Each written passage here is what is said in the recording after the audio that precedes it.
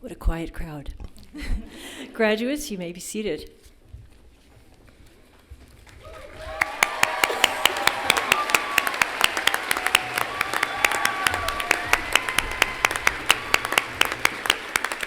Okay, that's better. Hello and welcome. My name is Sue Vanderwood, and it is my honor and privilege to serve as the Dean of the College of Veterinary Medicine and Biomedical Sciences at Colorado State University. I am so honored to be officiating these graduation proceedings and hold it as one of the most important things that I do in the course of my job, to participate in the commencement of 146 graduates, the class of 2025, as they become doctors of veterinary medicine.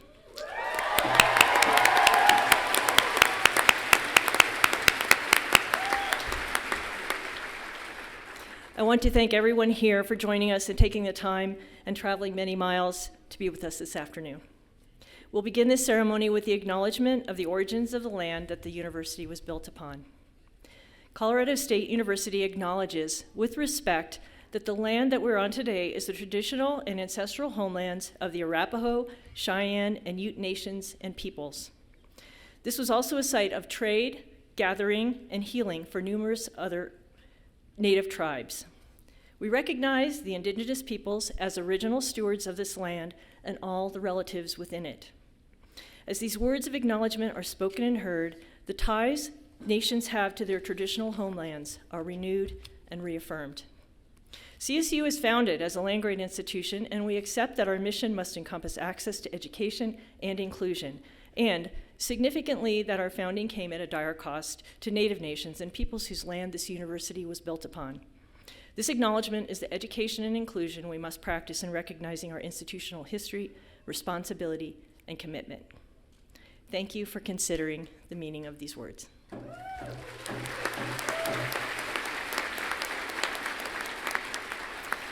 Okay, a couple of quick obligatory housekeeping details. If you've not already done so, please turn off your cell phone. I think mine is off, I hope so. After the ceremony, we ask that our new doctors meet their families outside of the Laurie Student Center so that the next ceremonies using this room can enter. And then we also have on-site photography team. Photos can be viewed later this week online, and then graduates will receive information in a couple of weeks about how to order them after the ceremony. I will now introduce the faculty and guests that you see here on the platform. Will each person rise and remain standing through the introductions? Please hold your applause until everyone has been introduced. Dr. Melinda Fry, Associate Dean, Veterinary Academic and Student Affairs, and Professor, Department of Biomedical Sciences. Dr. Anna Fales, Associate Professor of Anatomy, Department of Biomedical Sciences. Dr. Michelle Larson, President of the Colorado Veterinary Medical Association. Dr. Naomi Hoyer, Associate Professor of Dentistry and Oral Surgery, Department of Clinical Sciences. Dr. Dean Hendrickson, Professor of Equine Surgery, Department of Clinical Sciences. Dr. Timothy Holt, Professor of Livestock Services, Department of Clinical Sciences. Dr. Amanda Kavanaugh, Assistant Professor of Emergency and Urgent Care, Department of Clinical Sciences. Dr. Allison Mindell, Assistant Professor of Community Practice, Department of Clinical Sciences. And Dr. Christina Hansen, Assistant Professor of Physiology, Chair of the Department of Veterinary Medicine, University of Alaska, Fairbanks. Thank you for joining the platform today. You may now be seated.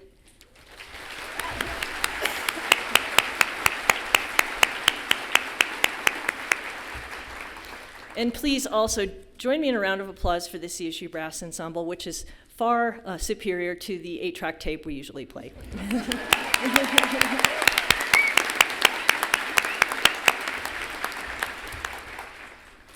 This is the 116th year in which Colorado State University is graduating a class of veterinarians. You have worked very hard to be part of this tradition and have been on a journey that started many years prior to entering our professional program.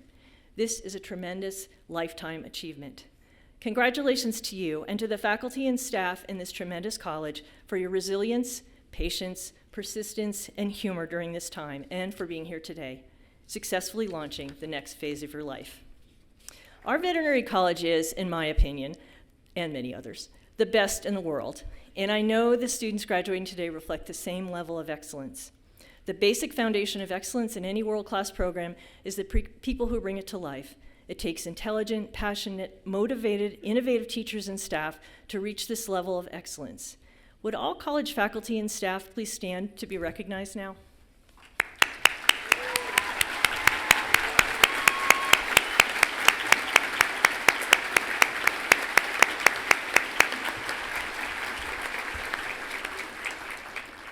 Thank you. Many of today's graduates have recently received awards which are listed in your program. I offer my congratulations to each of you for your outstanding achievements. Please join me in recognizing these awardees.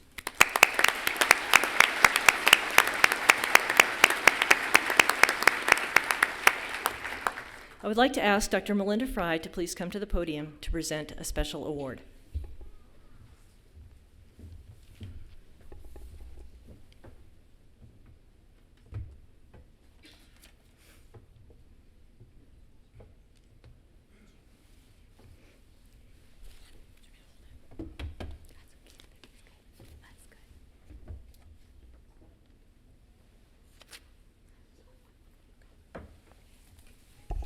Thank you, Dean Vanderwood.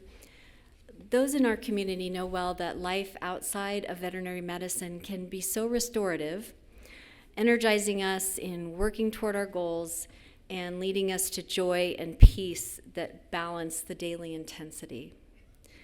At other times, personal circumstances present considerable obstacles. In most cases, resources are mobilized and individuals prevail.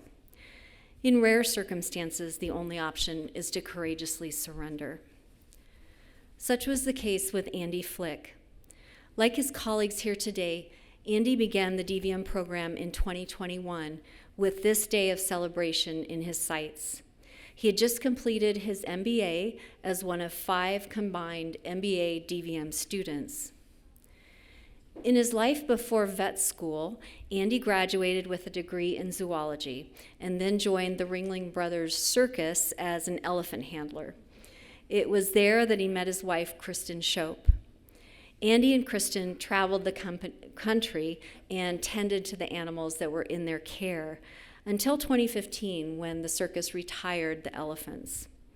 Fort Collins then became their home, and Andy became co-owner and manager of Slice Pizza in Old Town while completing his DVM prerequisites.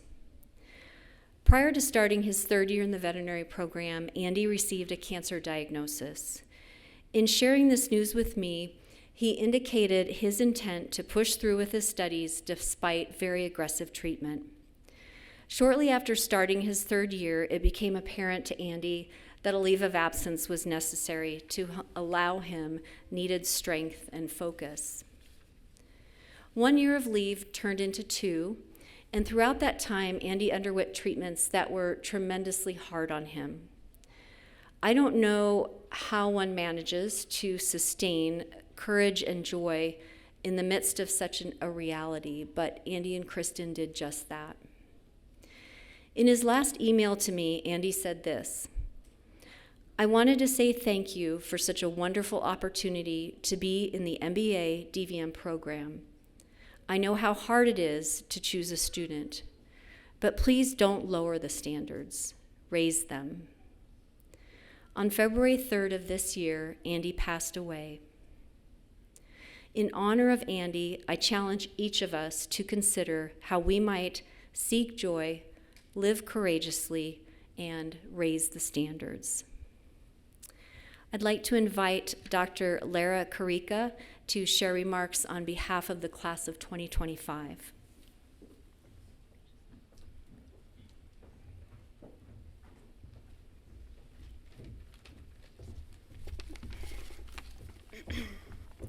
Hello, my name is Lara, and I was one of the many friends that Andy had here at CSU.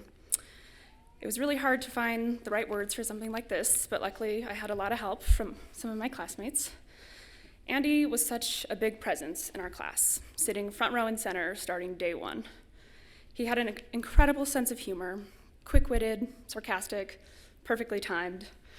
He also had this gift of just making people feel better, not by ignoring the hard stuff, but by helping us all laugh through it. He was also a proud owner of a pizza parlor here in town, where he somehow managed to find time to get behind the counter and toss around some dough. Several of us would go to support him and grab a slice, and he would refuse to let us pay, which we all found ridiculous. But that was Andy. Because he wasn't just funny, he was selfless and genuine. It didn't matter who you were, what you needed, Andy showed up. He helped many of us study, being a constant source of encouragement and motivation during long, stressful sessions. He was the type of guy to give you the shirt off his back and then ask if he could throw in a pair of pants too. He was sitting next to me the first day of our third year, and just when I thought that class was about to start, Andy walked to the front of our classroom and shared his diagnosis with our entire class. He spoke with such optimism and of course added in bits of humor, welcoming and even asking for us to share cancer jokes with him. When visiting him, he would even throw out a joke himself just to get a laugh and to lighten the mood. And that was just classic Andy, using humor to keep things real, to ease the tension, and to remind us all that even in the darkest moments, there's still something to smile about. He was also fiercely determined and faced everything with a quiet confidence and a ton of grit. Even between chemo sessions, he was working out, staying active, and staying positive, which was truly impressive. He believed in moving forward and in finding joy wherever he could. And speaking of joy, I have to mention the way he spoke about his wife, Kristen. He mentioned her often, always with genuine admiration and love. The relationship he described was full of mutual support and pride, and it was clear how much strength that he drew from her, not only throughout school, but even more throughout the time he spent fighting his cancer. He was so lucky to have such a steady partner through every twist and turn. Andy may not have crossed the finish line with us, but he ran one hell of a race. He brought energy, laughter, and heart to every step, cheering the rest of us on and cracking jokes along the way. He earned his place among us in every way possible, and it's only right that we celebrate that today by presenting an honorary degree to his wife, Kristen. And our class of 2025 has also come together to create a scholarship in Andy's name, which we're very proud of. Thank you.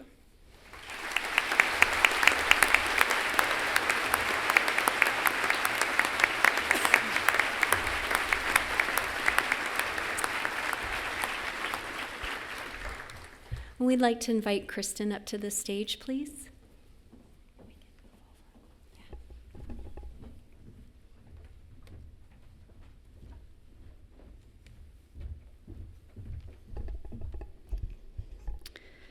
I want to thank everyone for their love and support for Andy and I for taking the time to honor him today. I know he's here, smiling from ear to ear and loving the recognition. For Andy and I's last Christmas together, he had asked for a copy of the Merck Veterinary Manual. When he opened it that morning in his hospital bed, he held it with such pride, flipped through the pages, took time to show me how it worked, and read to me a few things, recalling material he had learned in class. As you all move forward in your careers, I ask that you promise to carry all the things that we loved from Andy's spirit: his passion for learning, his fearless approach to the uncomfortable, his fun-loving excitement for life, and most of all, his humor. I know he is all very proud of every one of you. Congratulations, class of 2025. And in the words of Andy Flick, go Pack, go.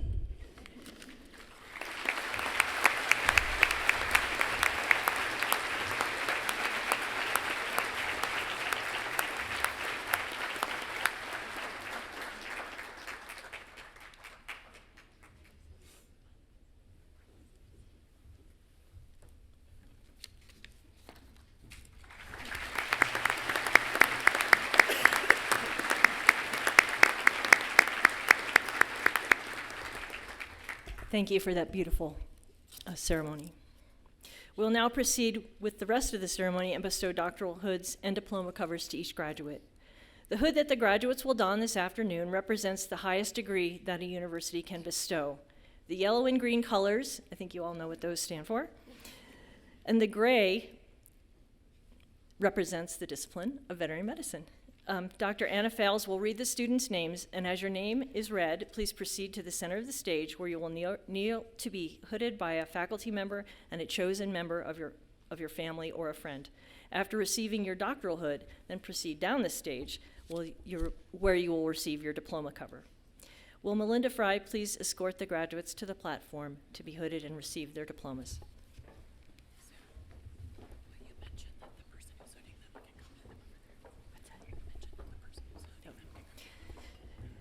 Individuals who are going to help with the hooding, please come and join your graduates. They're in alphabetical order. Thank you.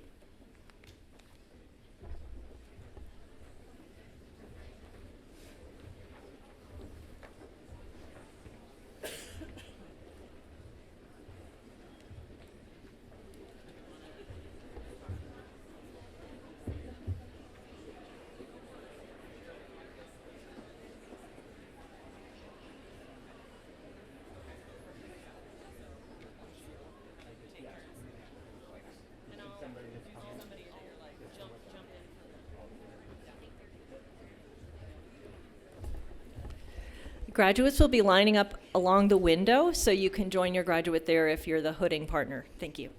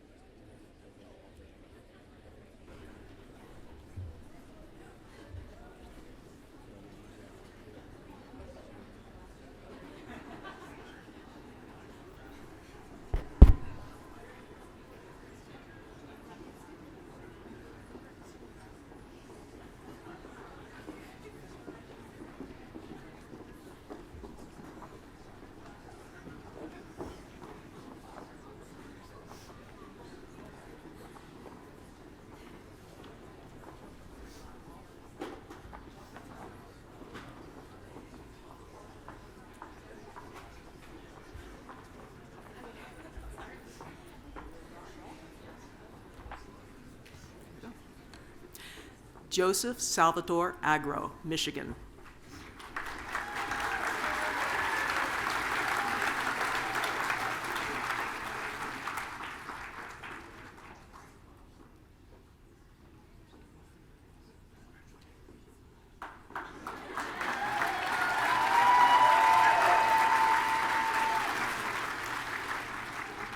Jennifer Edith Aguilera, Texas.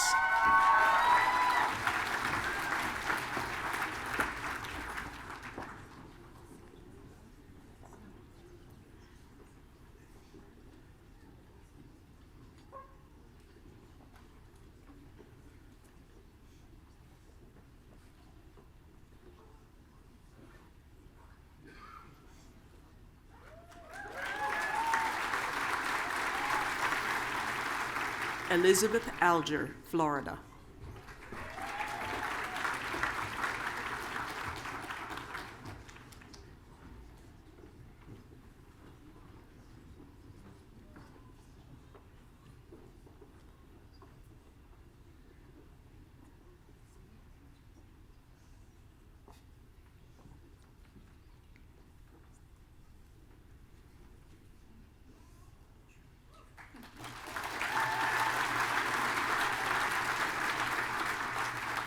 Bailey Allen, Colorado.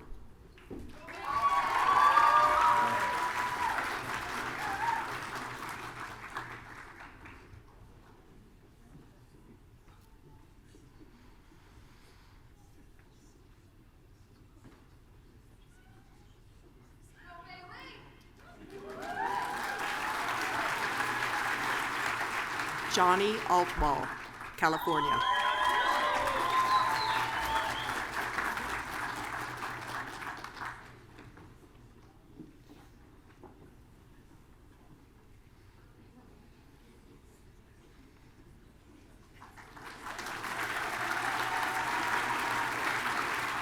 Dylan Ammons, Pennsylvania.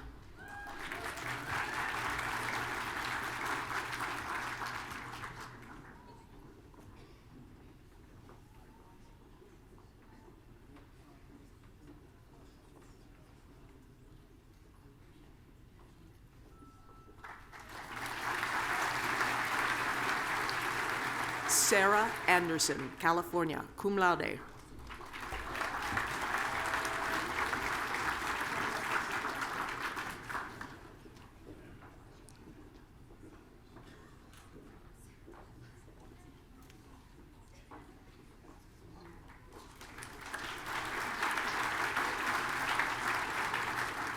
Miguel Aguilles, California, cum laude.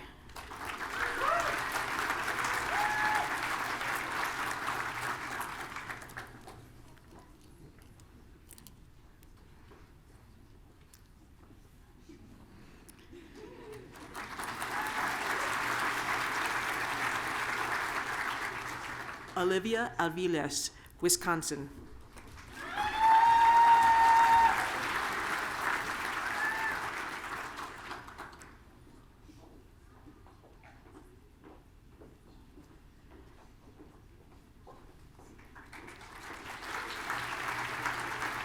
Marguerite Lydia Bandian, Maryland.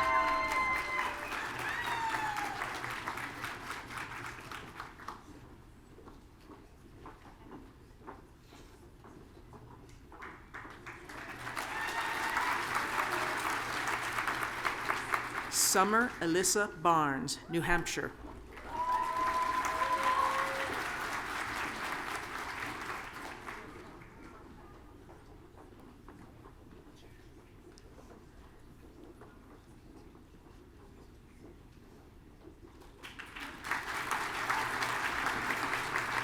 Jennifer Elizabeth Shui Bachman, Illinois.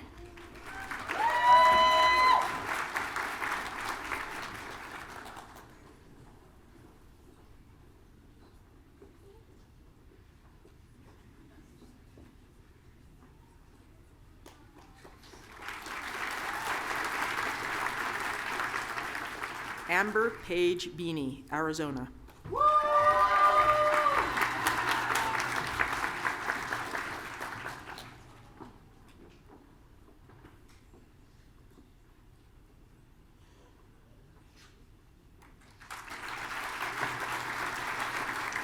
Alyssa Bazadi, Maryland.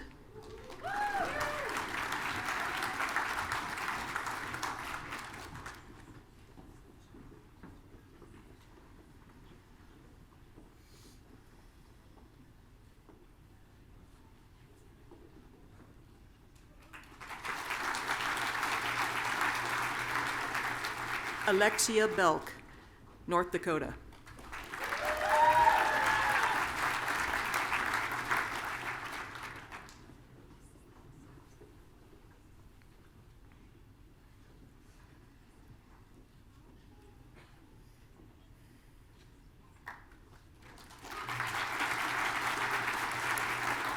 Schaefer Fox Bennett, New Mexico.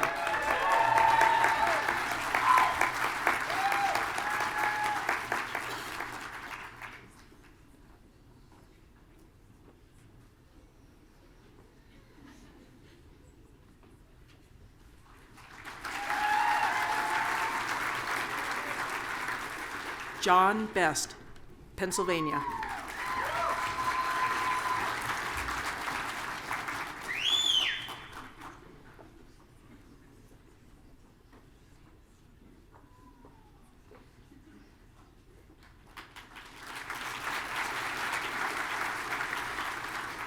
Nicole D. Blaine, Colorado.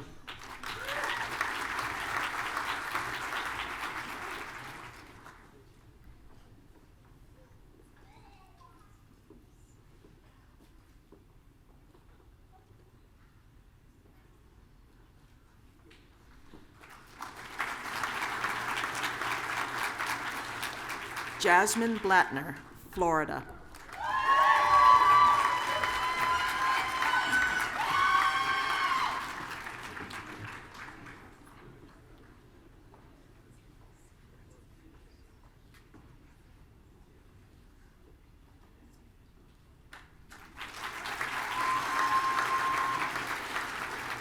Tessa Blewett, Oregon.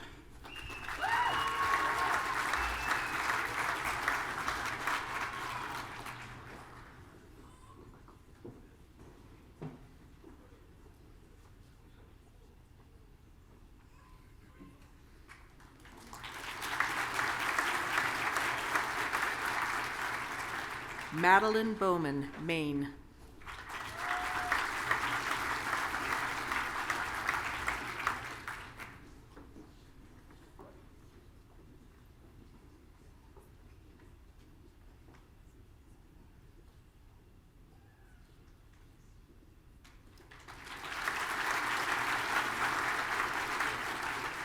Jeffrey Clark Brandon, California, cum laude.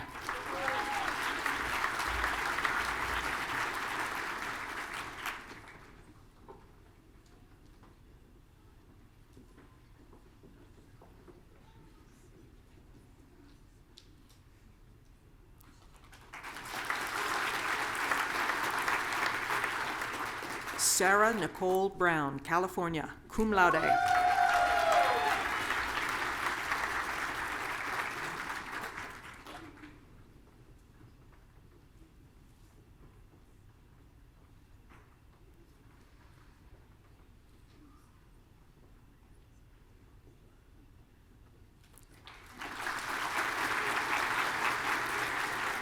Anna E. Brown, Colorado.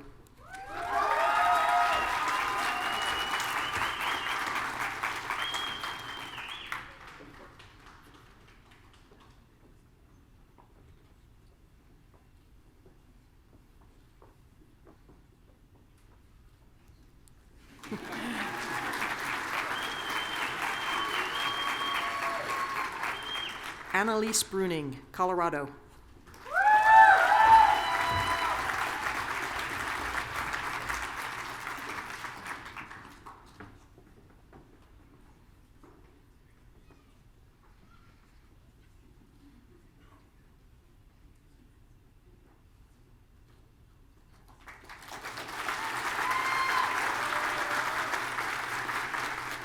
Lexi Bruner, Alaska.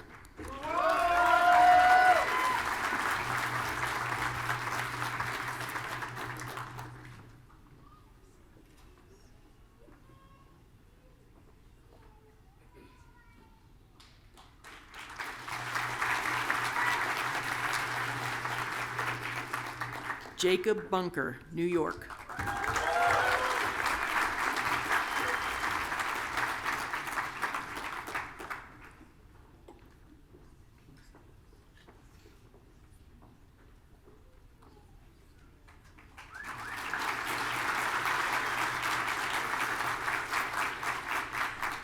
Belen Burola, Arizona.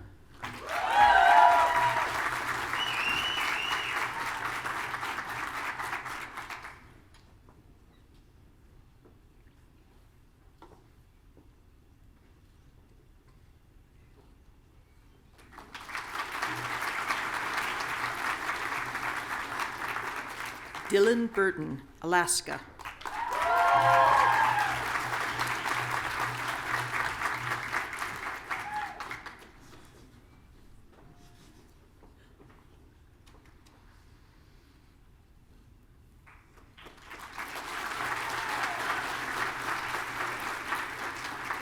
Madeline Burtz, Georgia.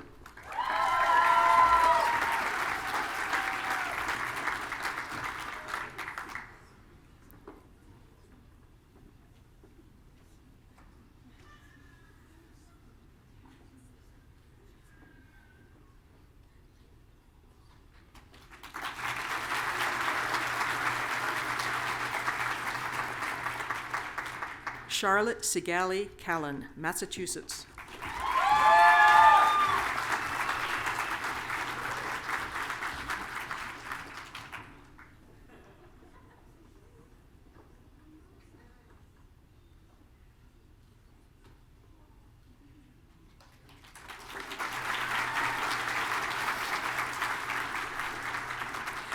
Skylar Campbell, Alaska.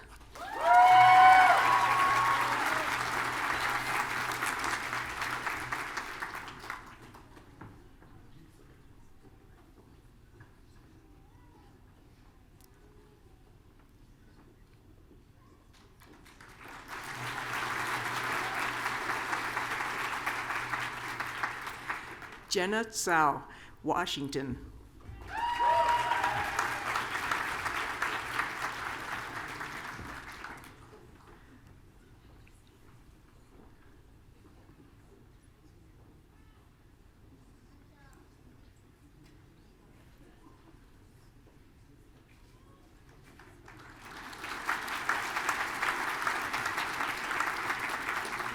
Lara Caraca, New Mexico.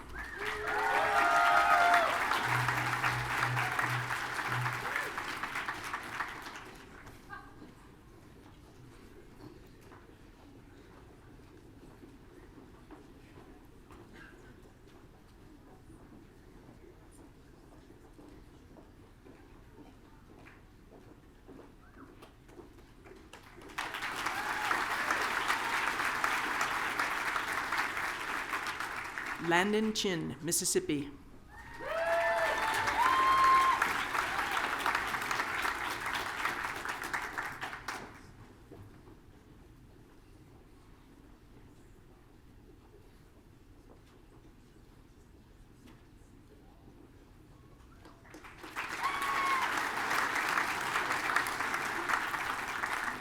Cassandra Carletta, California.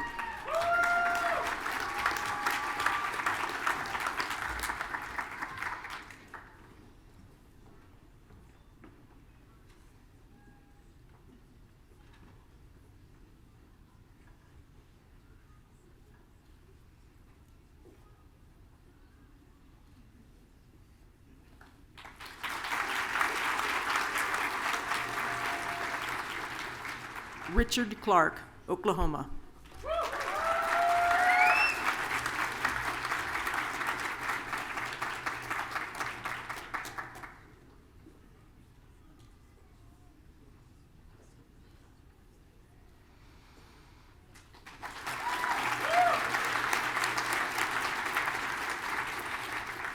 Emily Ann Cook, Texas.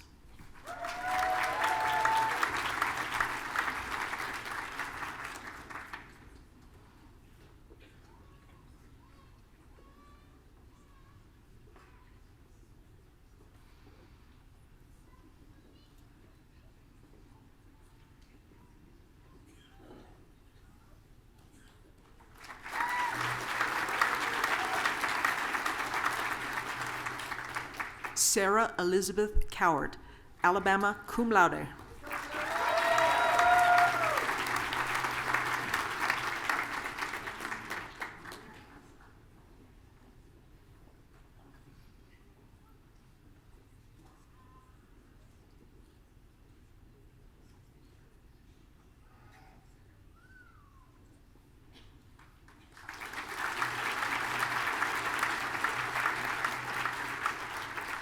Hannah Dartman, Montana.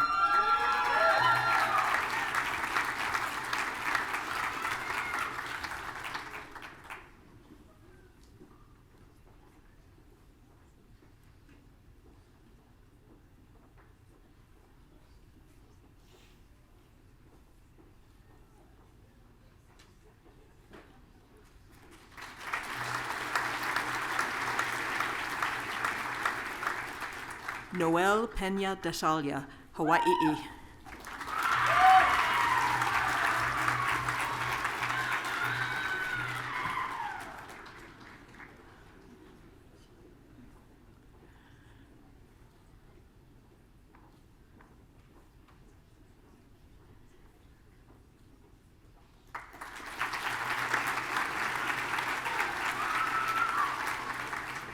Donovan David, Arizona.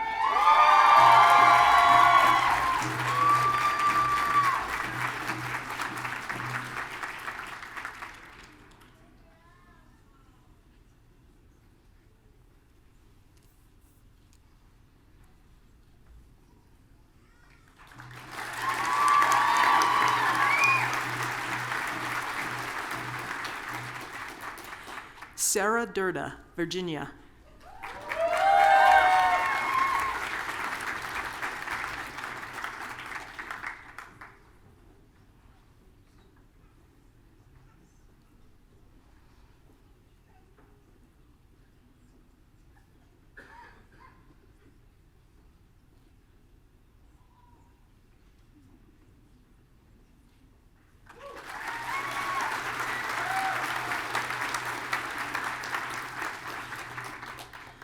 Araceli Diaz, California.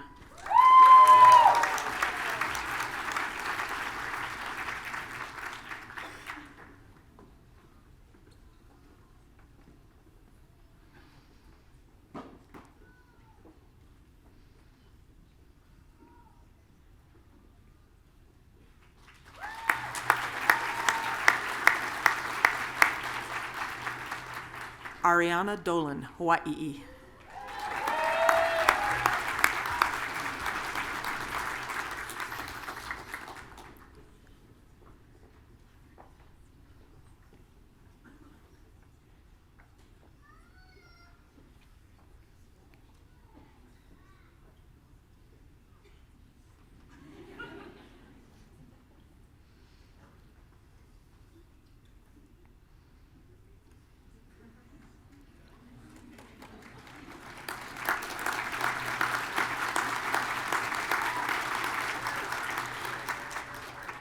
Mandy Doolittle, Colorado.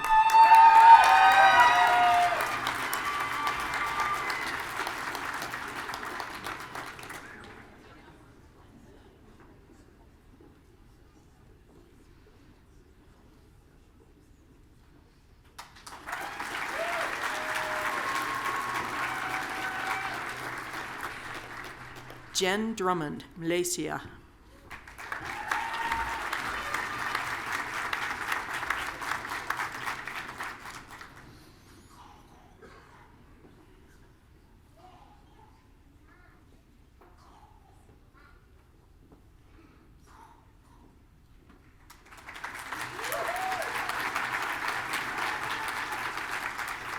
Rayanne Eves, Maryland.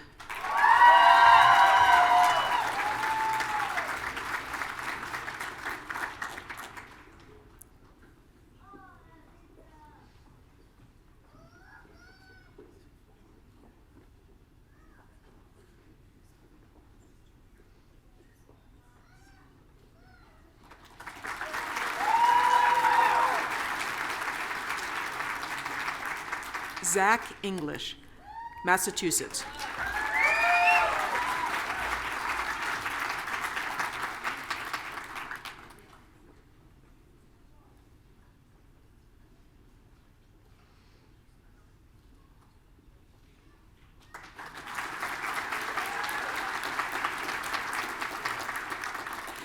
Cassidy Lauren Everett, Arizona.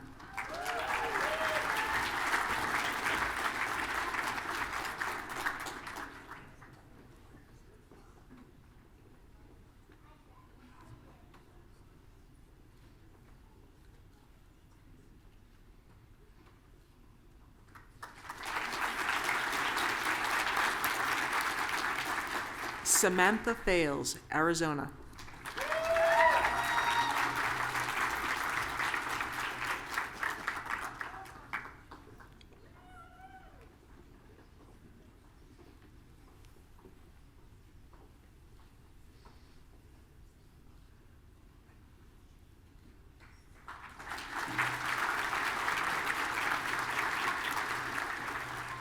Ashley Morgan Felice, Colorado.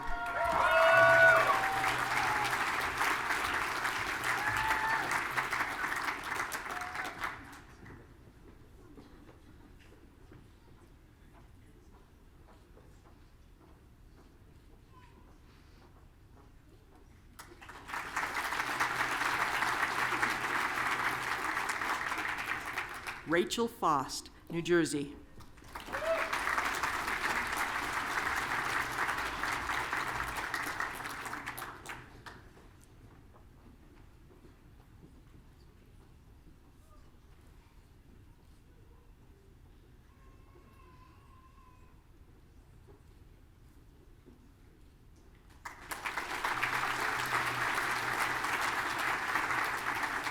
Brooke Giddings, New Hampshire.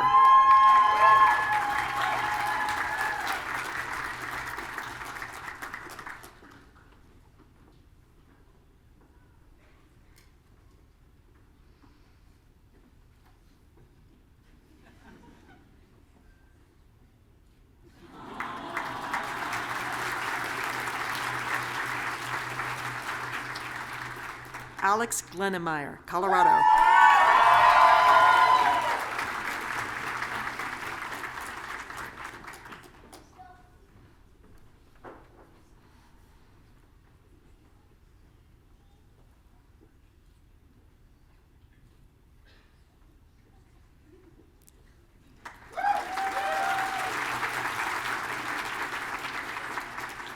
Lindsay Ray Godwin, California.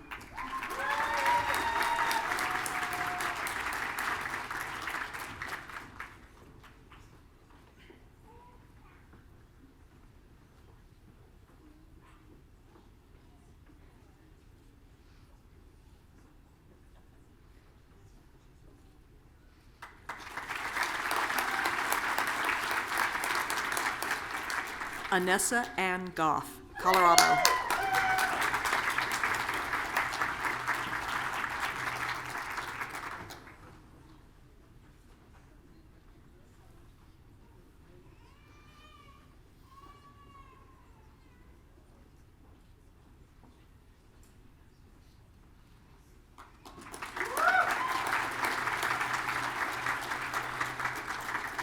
Robert Gonzalez, Colorado.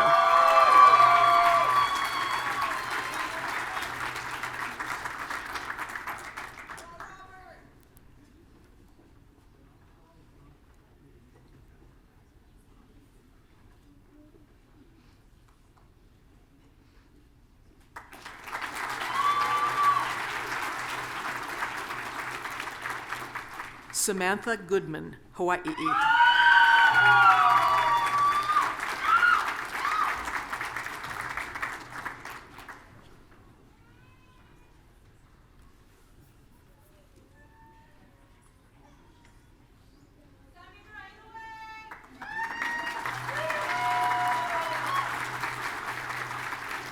Caitlin Gore, Ohio.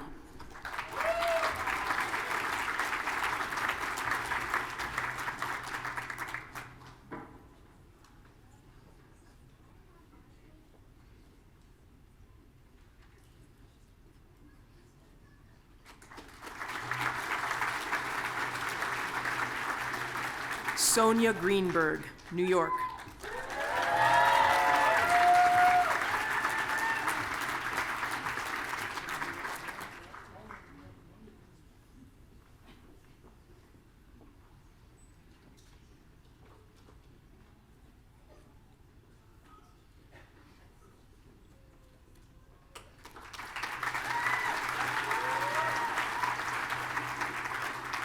Elena Lynn Goodmanson, Wyoming.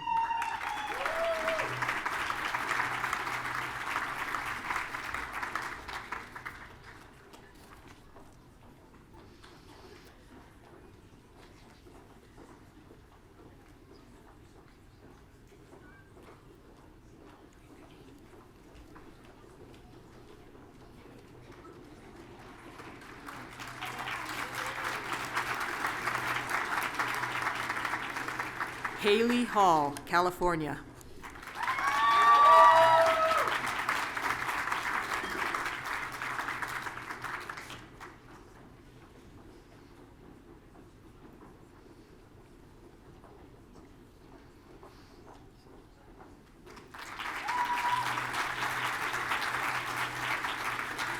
Morgan Hamilton, Colorado.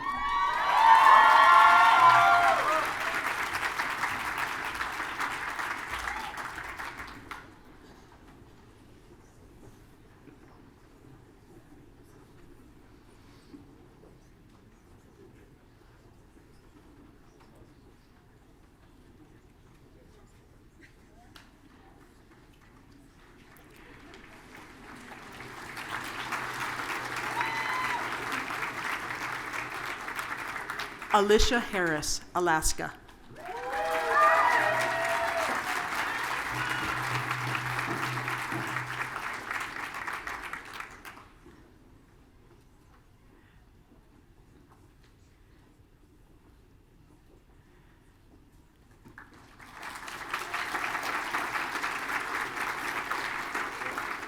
Cullen Hart, Colorado.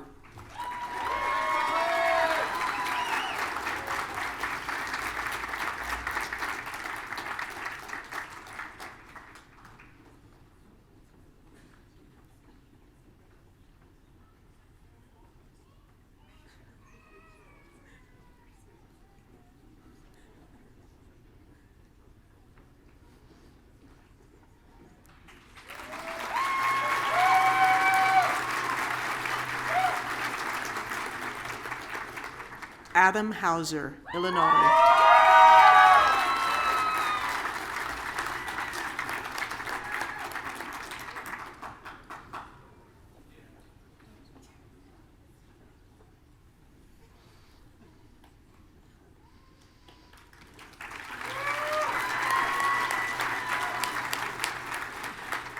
Annie Hess, Colorado.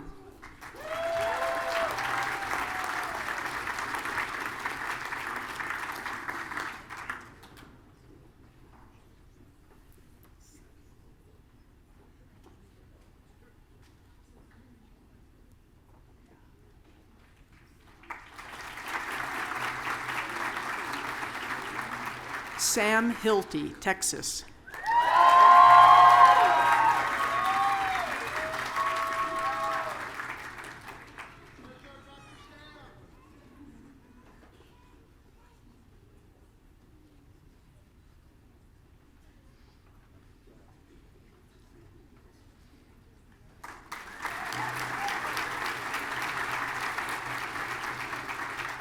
Joseph Hoadley, Colorado.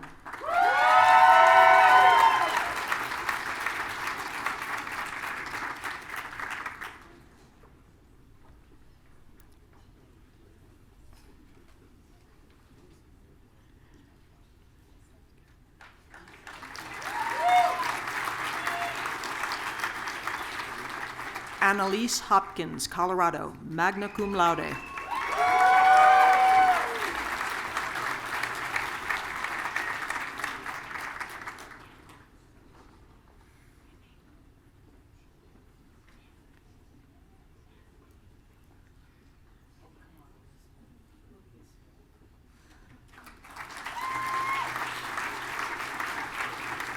Jordan Carnes, Missouri.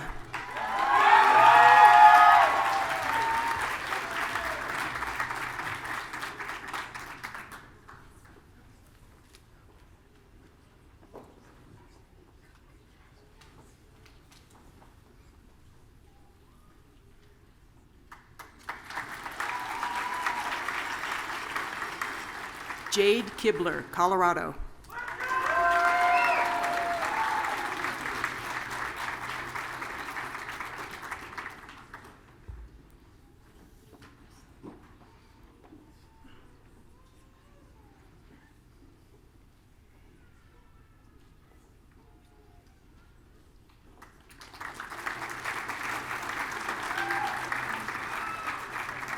Cookie Cook, Massachusetts.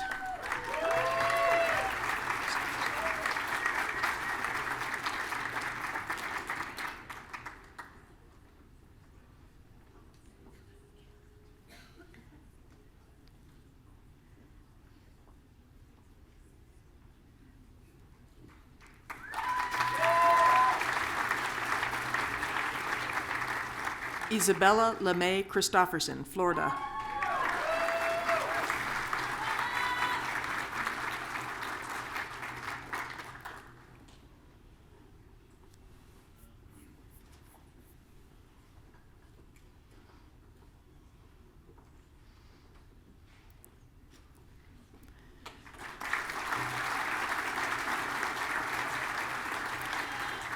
Jack Leverett, North Carolina.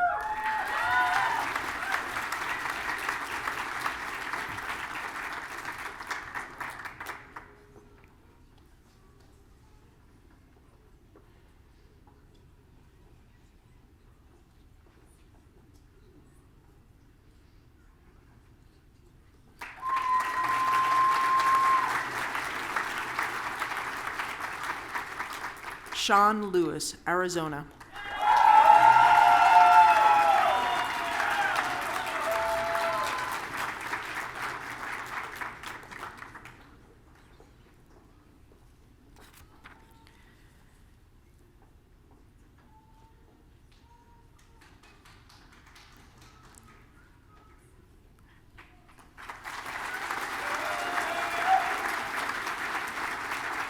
Mitchell Stanley London, California.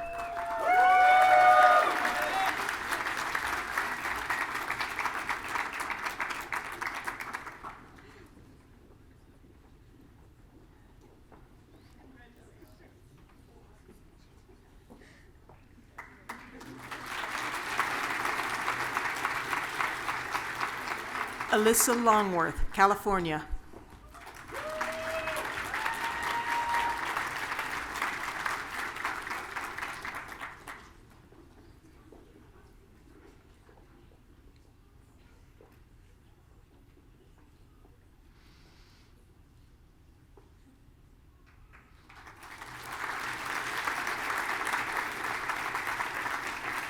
Linda Lott, Texas, cum laude.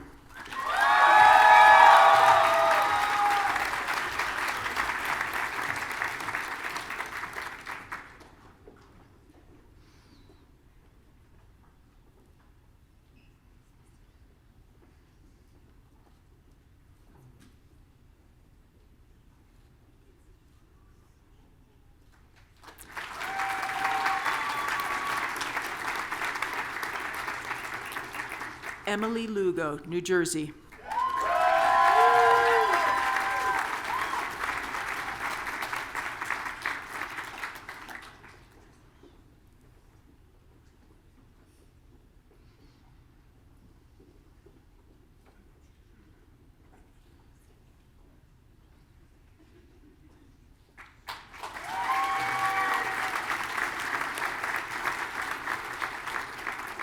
Corey Luna, California.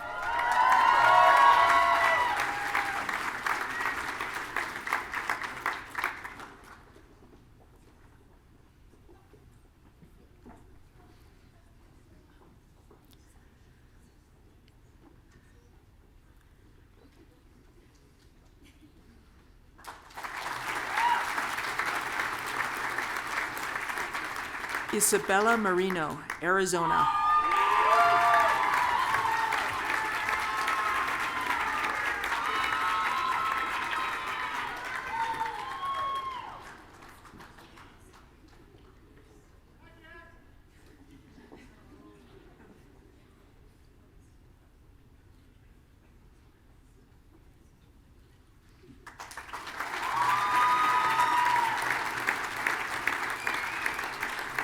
Chris Marsh, Colorado.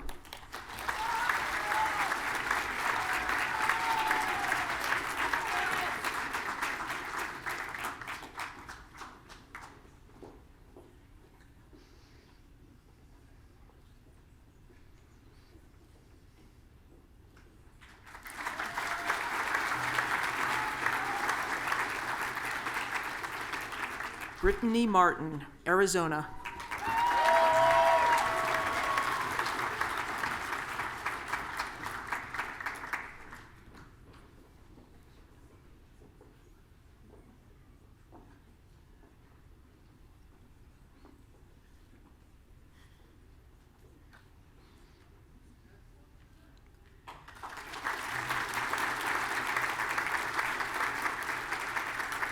Cassie McDonald, Virginia.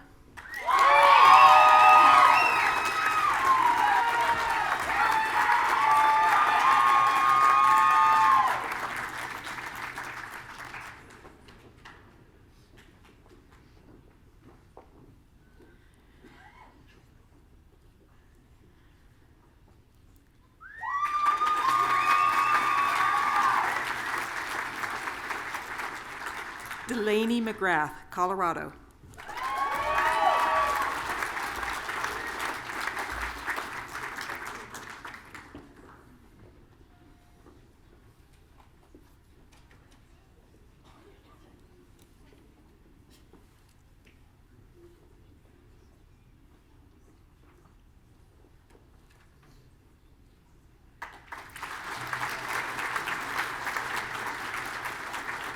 Shay Alexandra Mayer, California.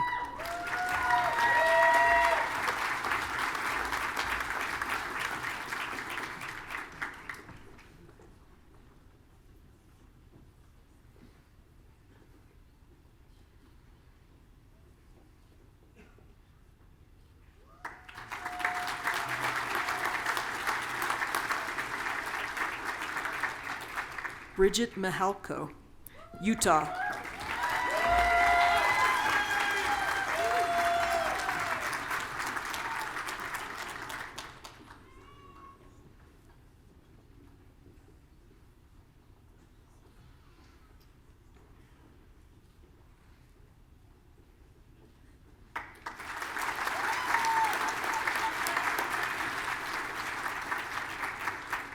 Edward Norman Midtun, Minnesota.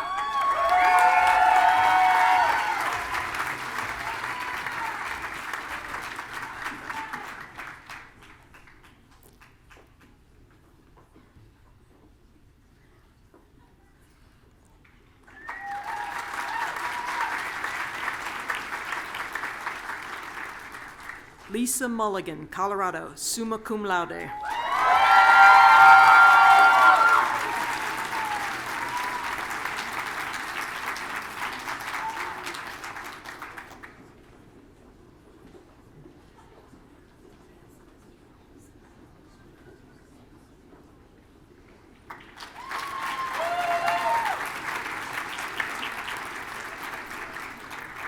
Claire O'Connor, England.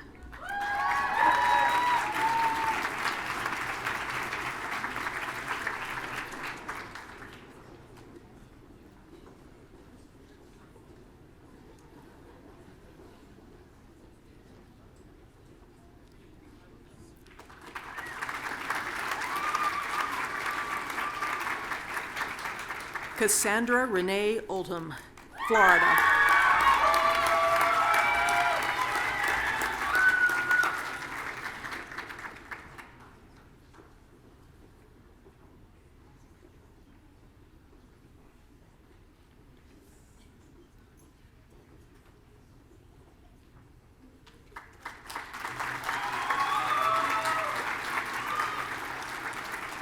Madison Oliver, Colorado.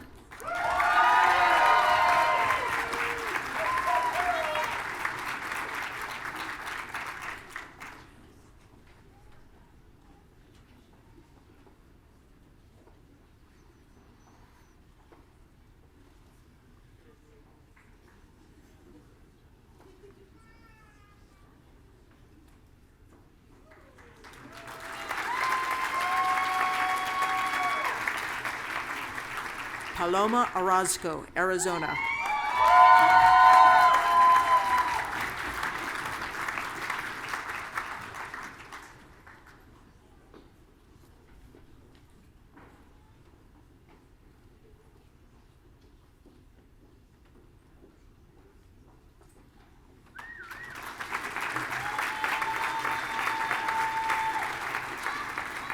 Samantha Nicole Owen, Colorado.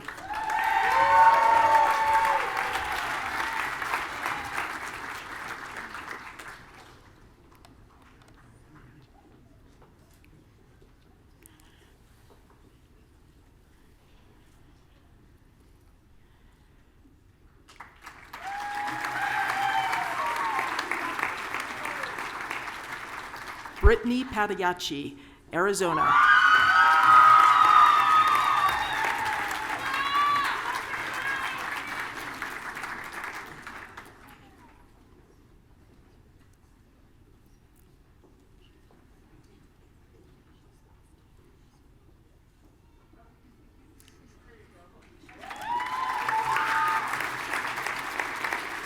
Elizabeth Patton, Colorado, cum laude.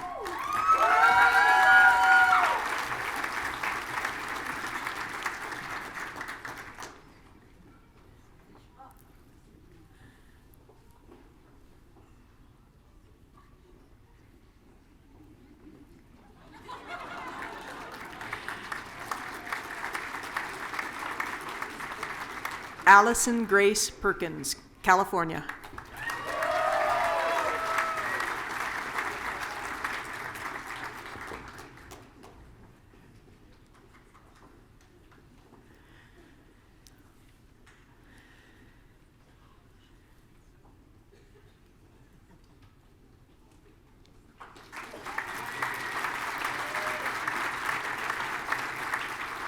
Alice Pfluger, Colorado.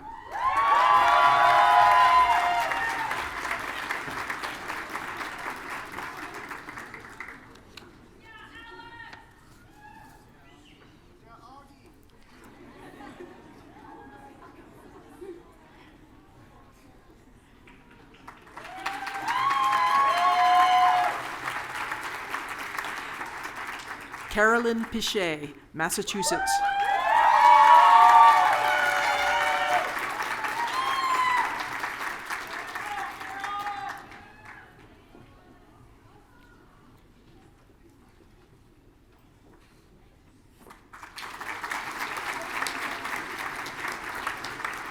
Macy Plano, Colorado.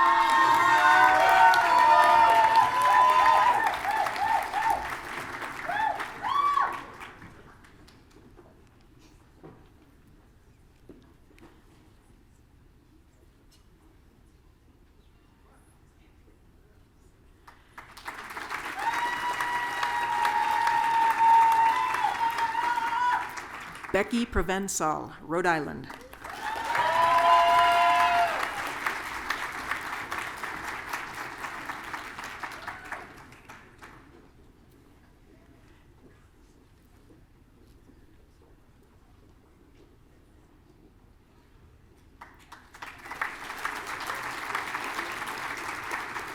Jaylyn Pruitt, Colorado.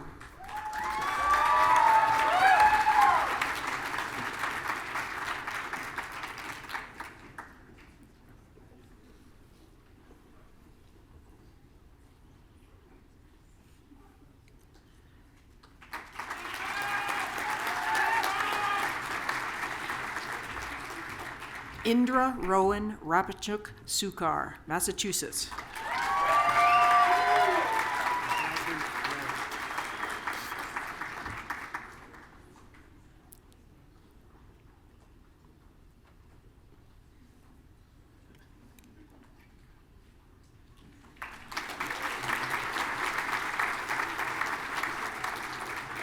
Margaret Ray, Colorado, cum laude.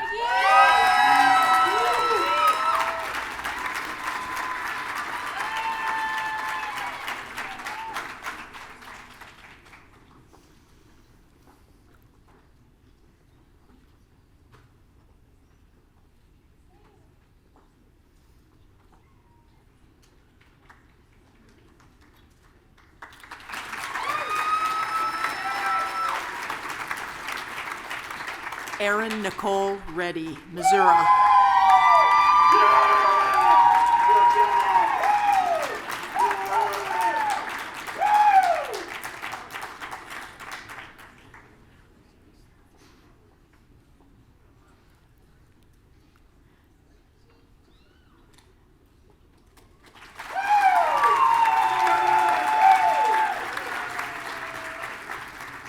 Reagan Wilson Reedy, Texas.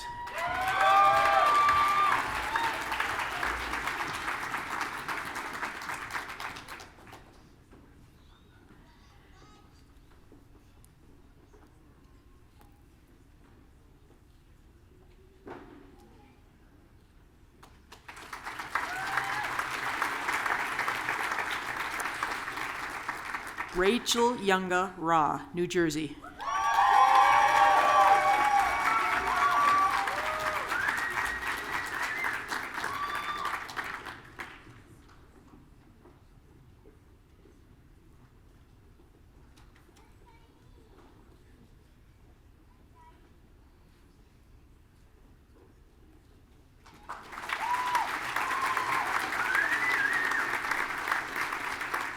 Jesse Rhodes, Florida.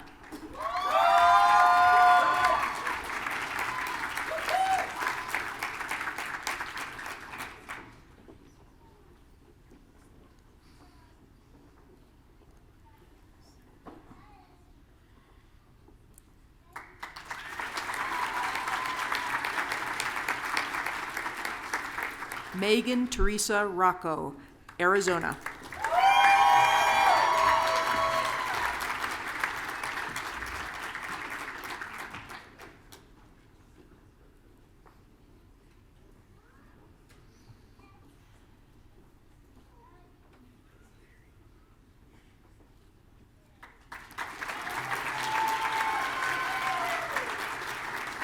Rachel Romero, Arizona.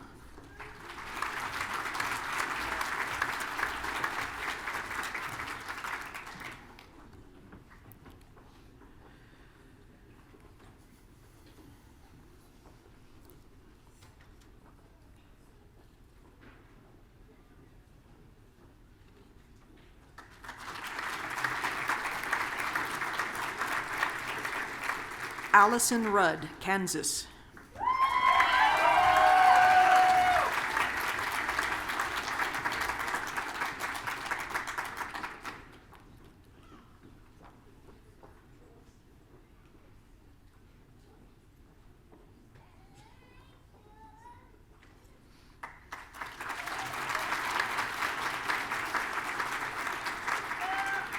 Natalia Sanchez, Texas.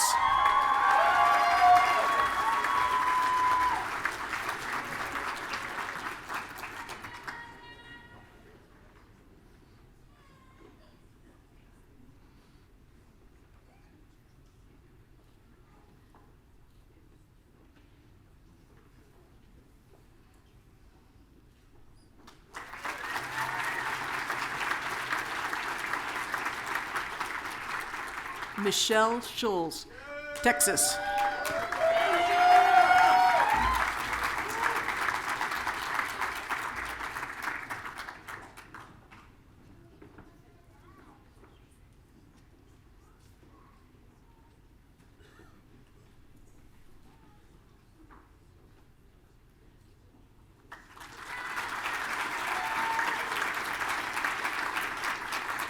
Mason Shoemaker, Idaho.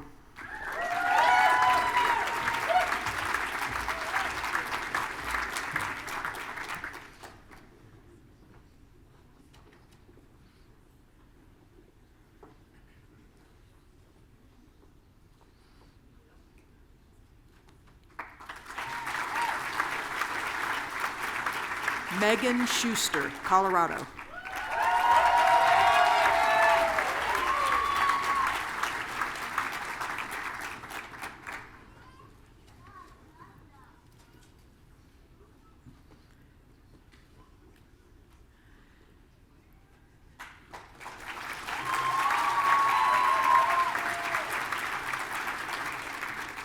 David Shillaw, Alaska.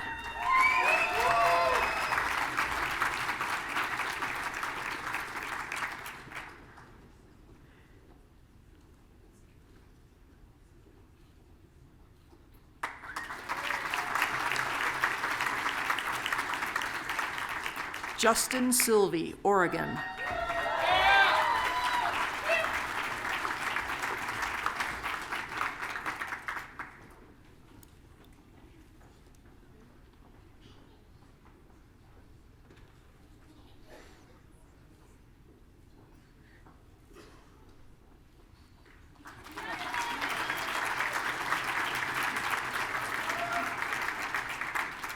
Mary Smith, Wyoming.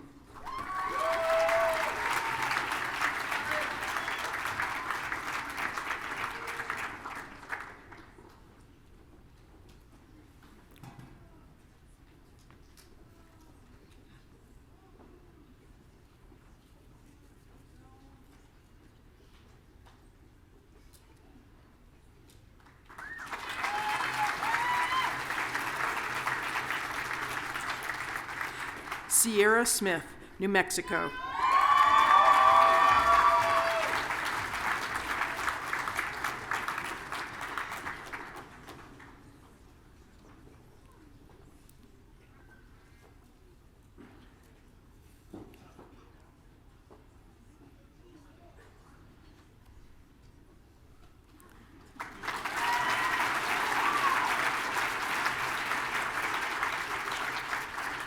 Taylor Mariana Snyder, California.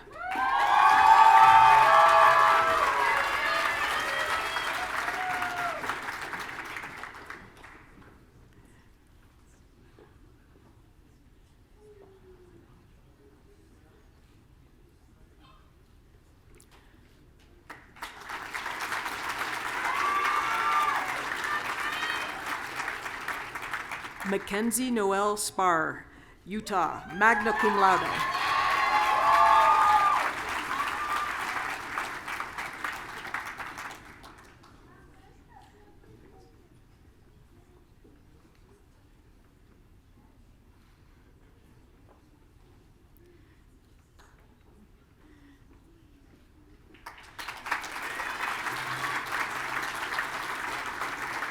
Delaney Spouty, Colorado.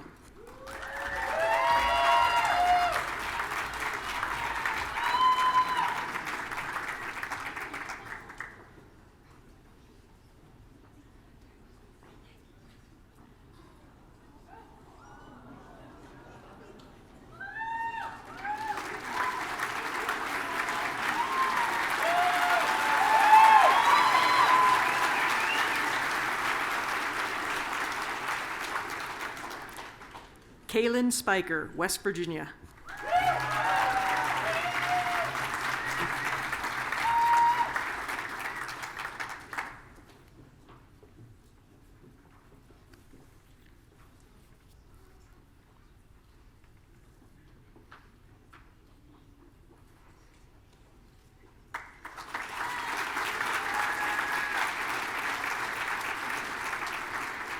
Bridget Spooner, Arizona, cum laude.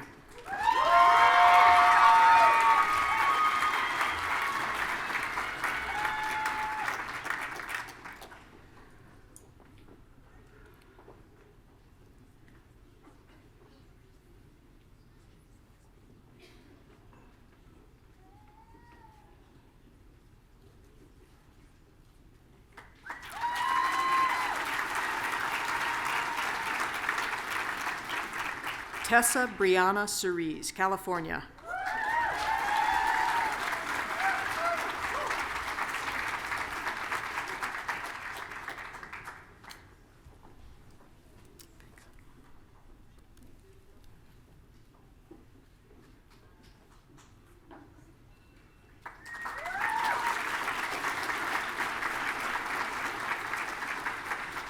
Sierra Tagaban, Alaska.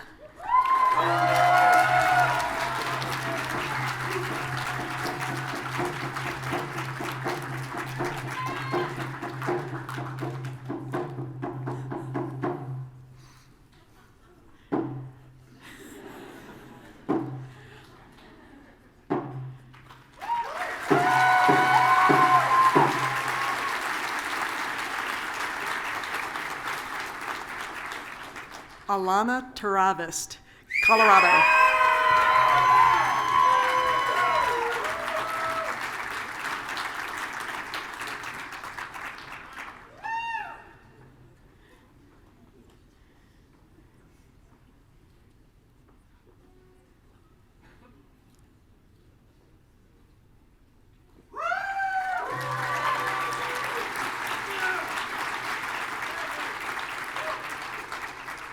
Lexi Thomas, Illinois, cum laude.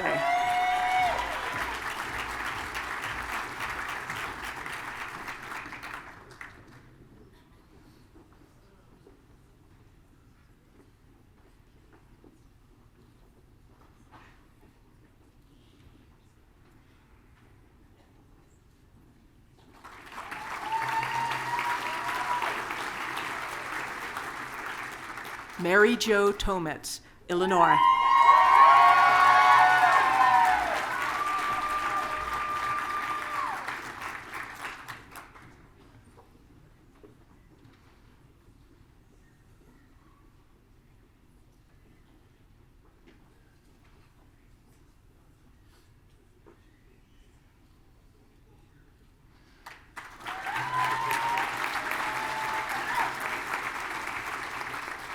Emma Thompson Cushing, Missouri.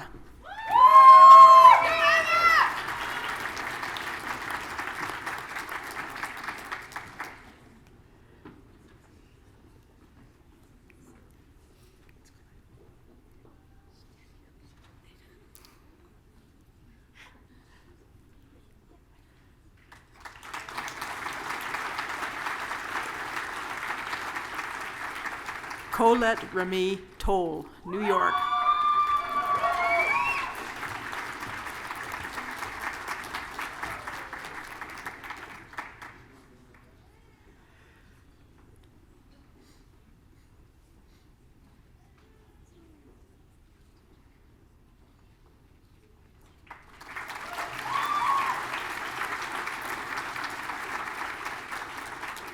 Sofia Cristina Torres, Texas.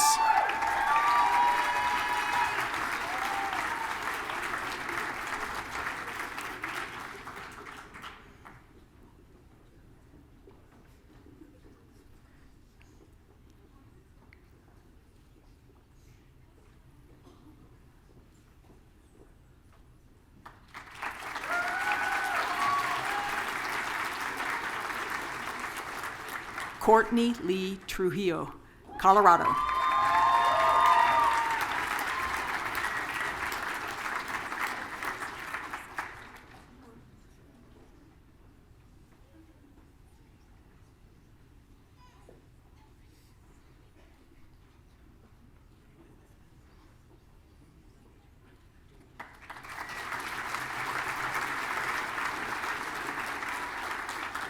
Olivia Usen, Nevada.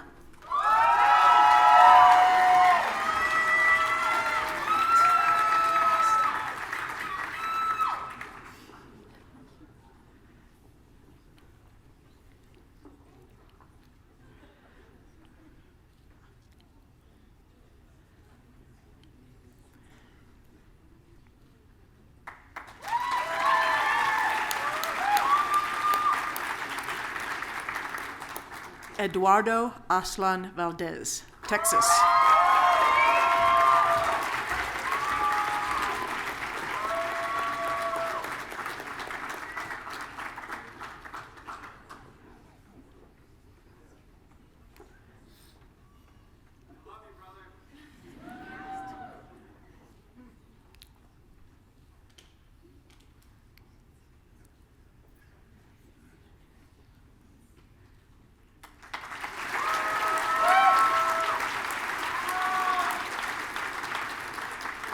Lara Marie Villalobos, Colorado.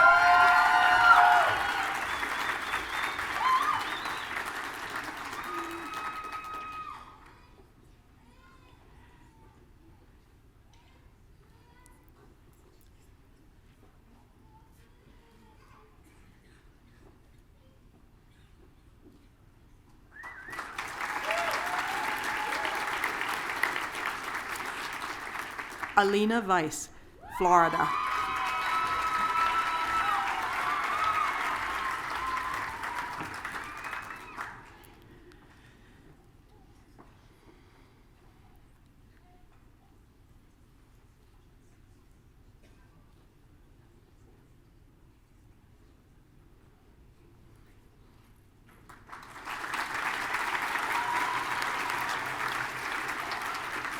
Ciaran Wade, Colorado.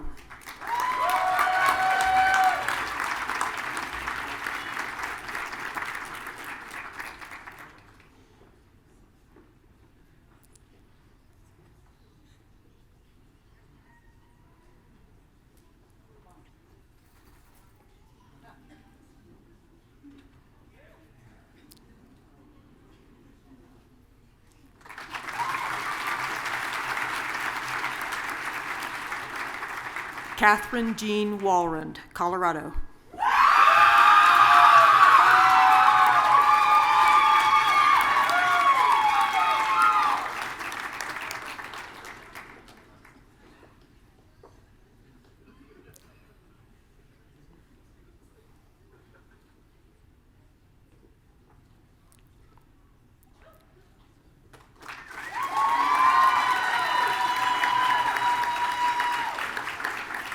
Megan Lovejoy Wilford, California.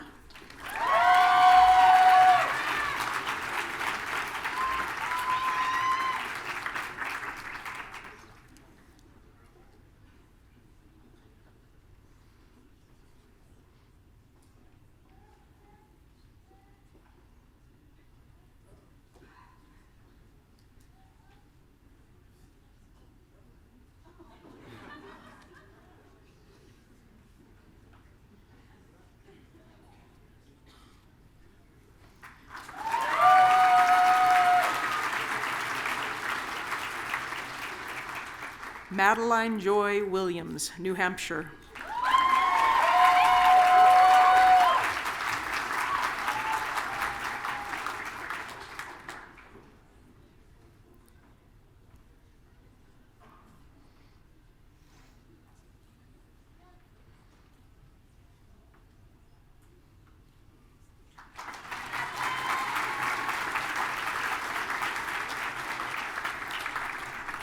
Alexandra Nicole Woken, North Dakota.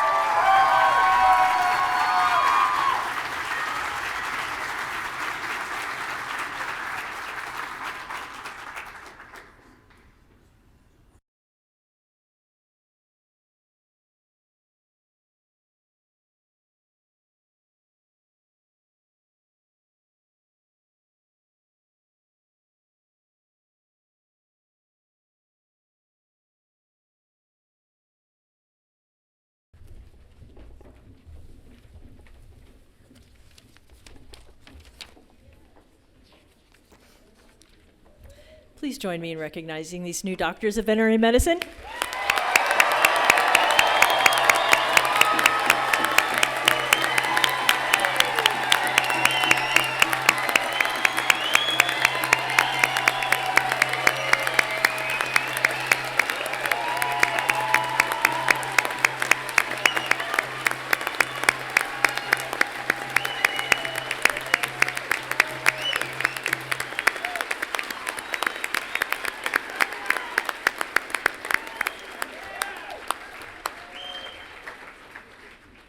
Congratulations, doctors. Dr. Michelle Larson, President of the Colorado Veterinary Medical Association, will now administer the veterinarian's oath. You guys did a lot of work to get here, and now it's time to take the oath of the veterinarian. Will the DVM class of 2025 all please rise?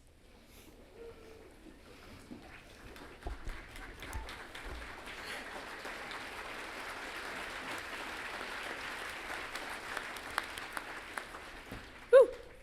Being admitted to the profession of veterinary medicine, I solemnly swear to use my scientific knowledge and skills for the benefit of society, through the protection of animal health and welfare, the prevention and relief of animal suffering, the conservation of animal resources, the promotion of public health, and the advancement of medical knowledge. I will practice my profession conscientiously, with dignity, and in keeping with the principles of veterinary medical ethics. I accept as a lifelong obligation the continual improvement of my professional knowledge and competence. Congratulations, class of 2025.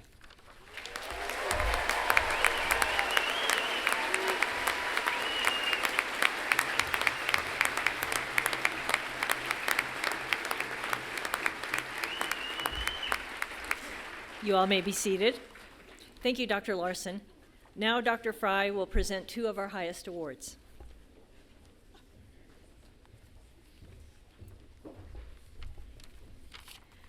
Members of the class of 2025 have received a number of awards that were announced at the recent gala.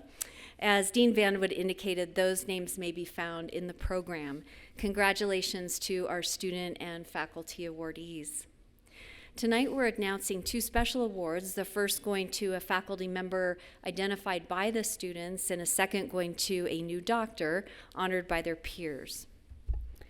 Each year, the Zoetis Distinguished Veterinary Teaching Award is given to a faculty member nominated by the DVM students for excellence in teaching. The 2025 recipient of this prestigious award is our name reader extraordinaire, Dr. Anna Fales.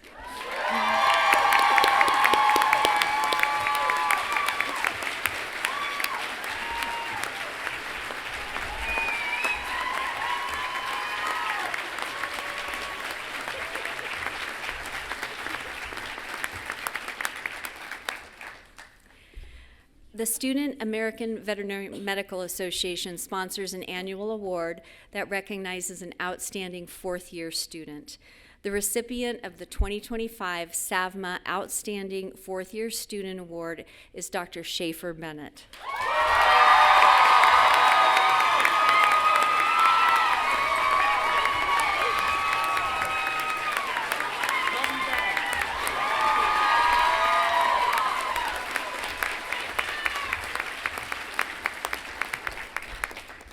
In addition to students who have been at CSU Fort Collins for the last 4 years, today we also celebrate 13 CSU DVM graduates who are part of the University of Alaska Colorado State University Collaborative DVM program. As part of this program, students study in Fairbanks for the first 2 years and then join us here in Fort Collins to complete their degree. We are grateful for the students, faculty, and staff who make this program possible, and for the ideas, resources, and opportunities that this partnership contributes. Now I'm pleased to welcome our commencement faculty speaker to deliver their address.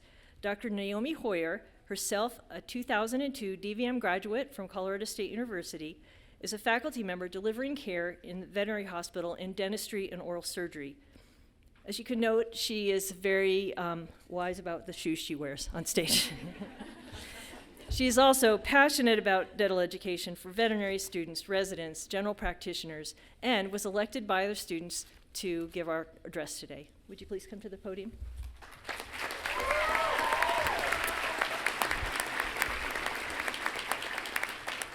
Hello, class of 2025, and family and friends and everyone who has gotten them across the finish line.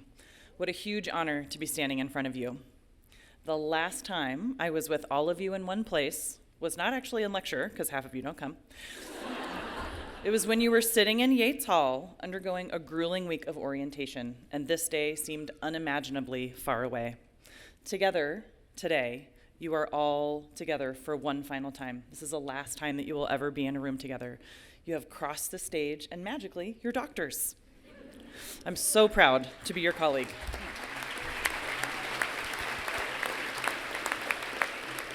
This is the best profession. It's also a really hard profession. It will be fatiguing in ways that you cannot imagine. Patients you can't help, owners who don't respect you or appreciate you, challenging workplaces, long hours and heartbreak. But there is so much joy too.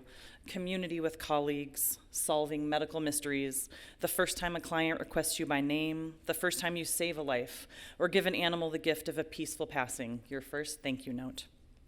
Despite all of the crazy changes in the world, veterinarians still hold steady as one of the most well-trusted and well-respected professions.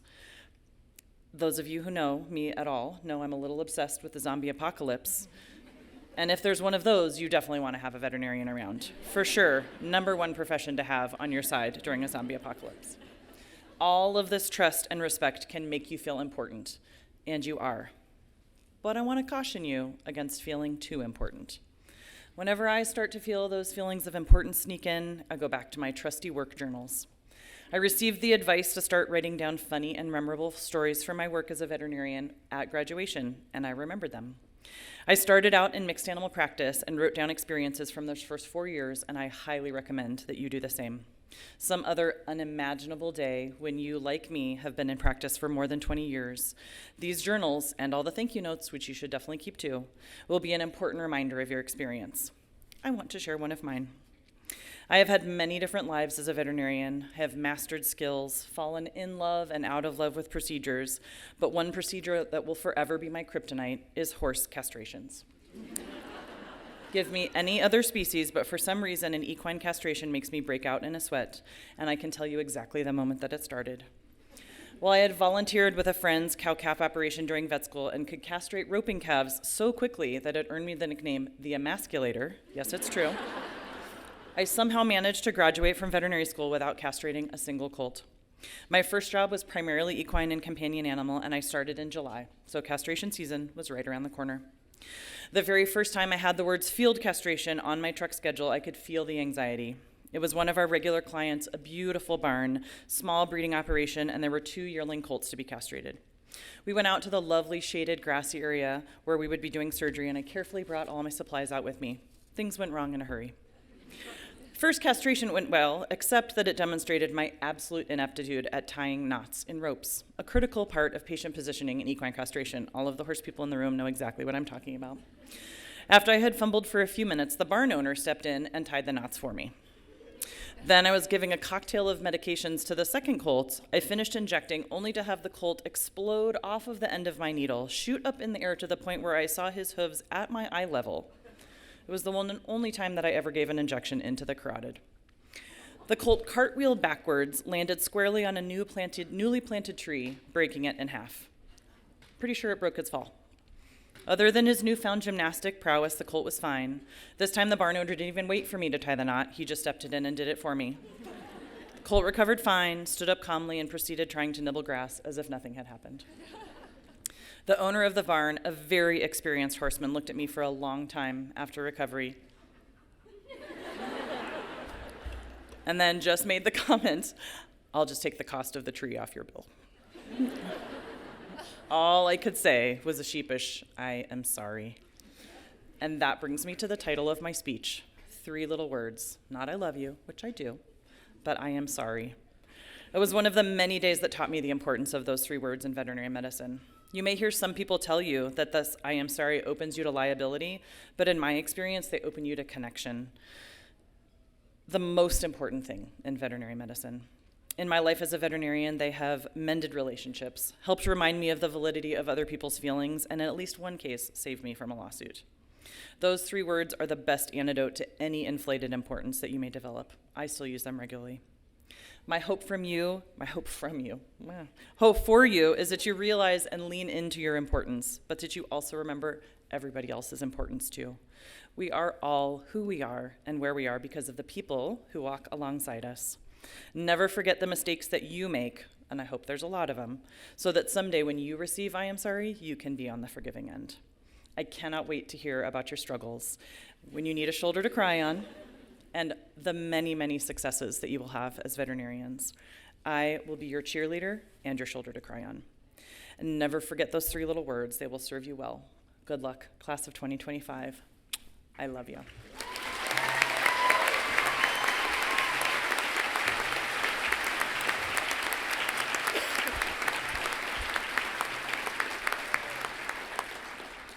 Thank you so much, Dr. Hoyer. Now I'd like to introduce you to Lisa Mulligan, DVM, class of 2025. She was elected to deliver the student speech. Today, Lisa will receive her second, or has received her second doctoral degree. She is already a physician with a specialty in neurosurgery, exemplifying the diversity and unbelievable talent of all of our DVM students and graduates. Dr. Mulligan, please come to the podium to deliver your remarks.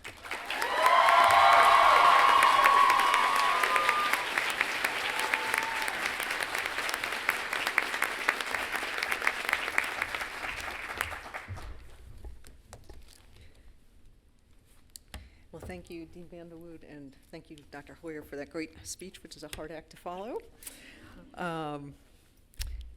As the Chinese philosopher Lao Tzu said, "The journey of 1,000 miles begins with 1 step."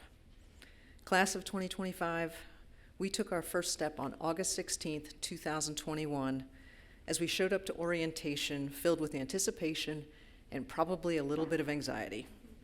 Today, 1,368 days later, we complete the first leg of our journey to becoming exceptional veterinarians. Congratulations, doctors.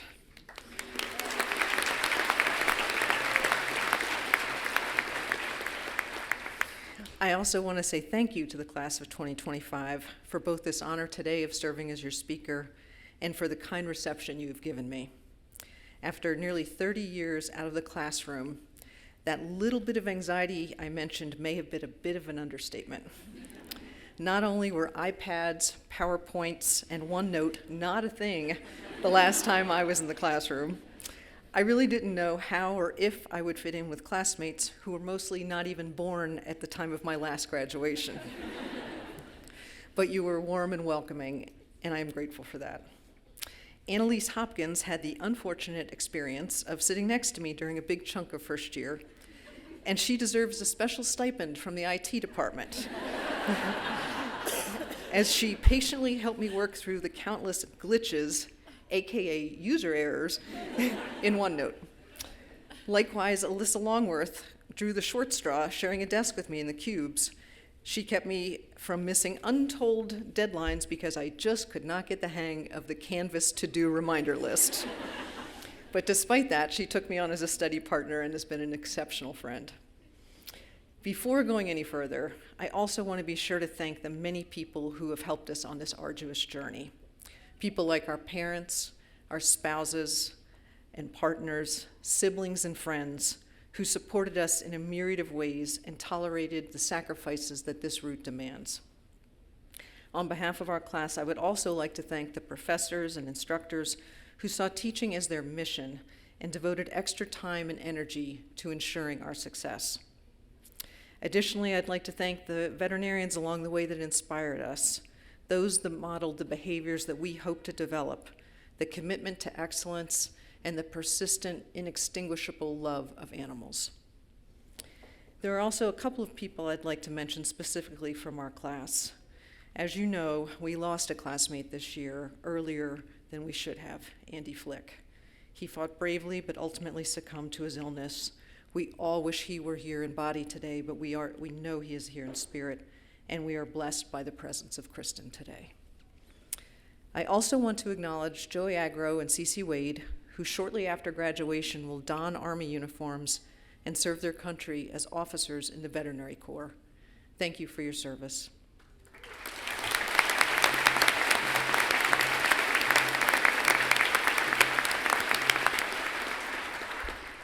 As I alluded to, this was not a first career for me. I served in the Navy as a physician for nearly 30 years before pursuing this long-held dream.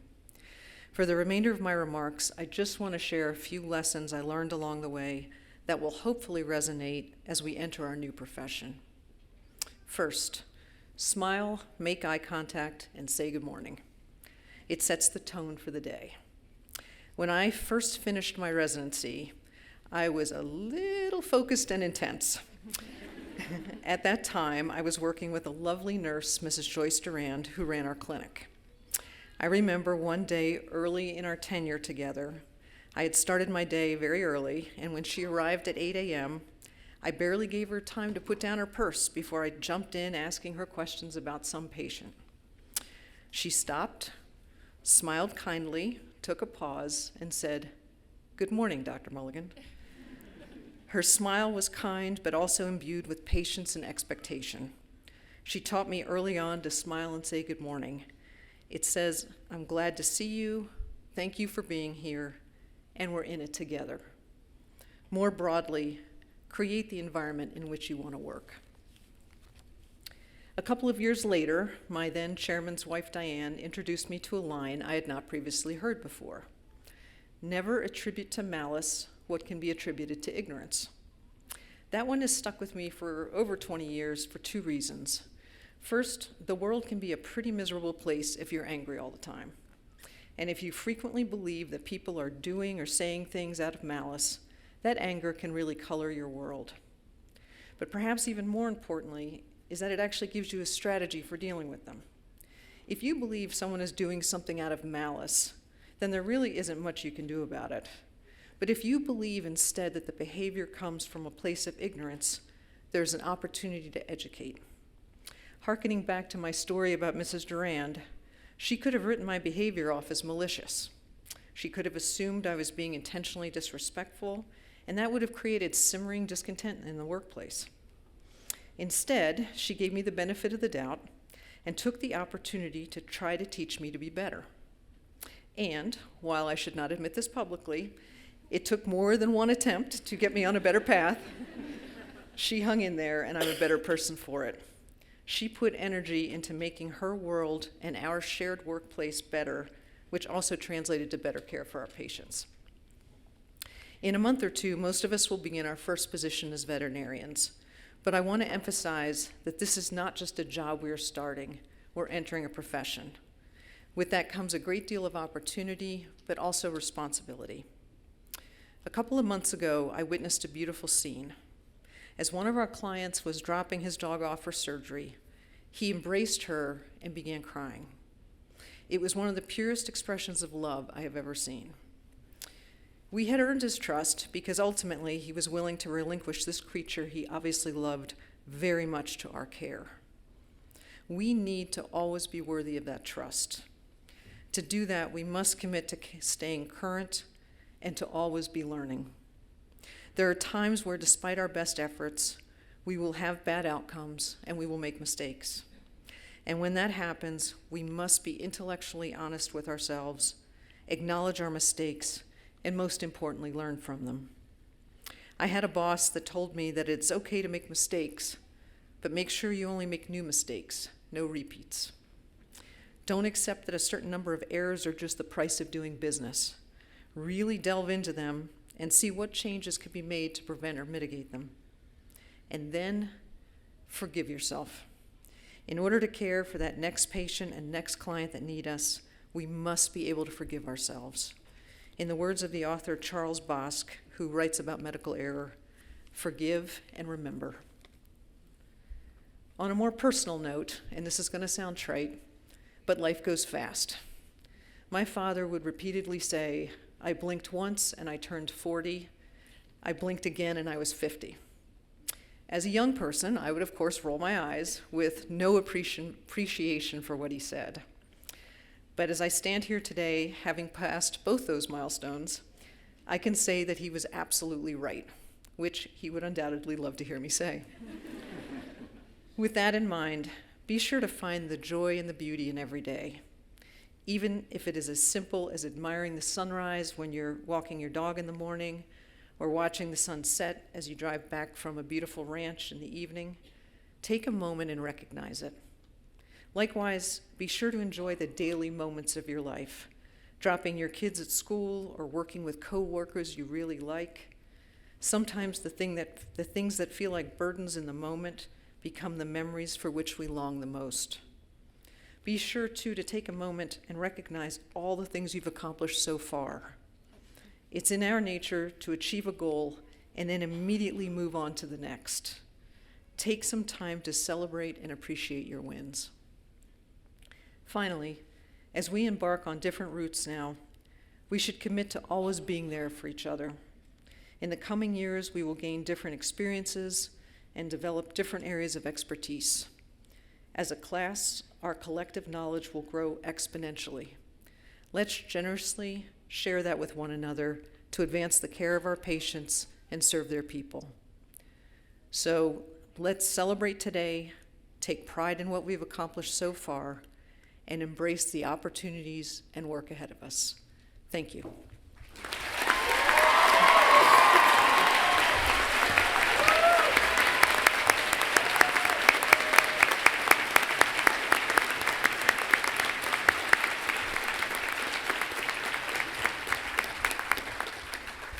Thank you, both you, Dr. Mulligan and Dr. Hoyer, for those really inspirational speeches. Very much appreciated. There is another group mentioned by Dr. Hoyer and I think also Dr. Mulligan who need to be recognized for playing the most important role in helping these graduates get to where they are today. Today's group of new doctors has been nurtured through elementary school, middle school, high school, college, and the last 4 years so that they now can be called doctor. Would all the parents, spouses, other family members, and friends who are in the audience today please stand and be recognized by our graduates, faculty, and staff.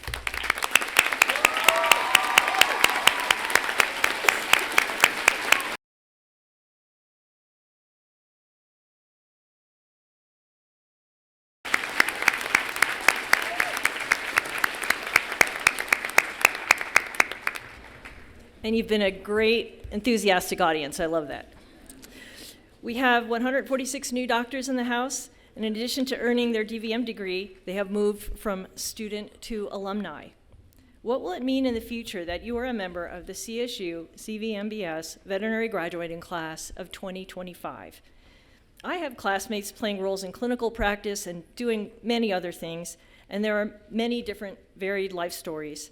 Though our lives have taken markedly different trajectories, the memories of our first anatomy exam, our first palpation lab, the after-final celebration, and truly transitional experiences such as our graduation ceremony have remained an anchor over our lifetimes. The connections from the 4-year span when I was a veterinary trainee is a woven of fabric that is an indelible part of my life. As we depart today and you launch the next phase of your career, you will find that is the case as well. CSU has now graduated more than 8,000 veterinarians, and you will be part of over 200,000 CSU worldwide alumni.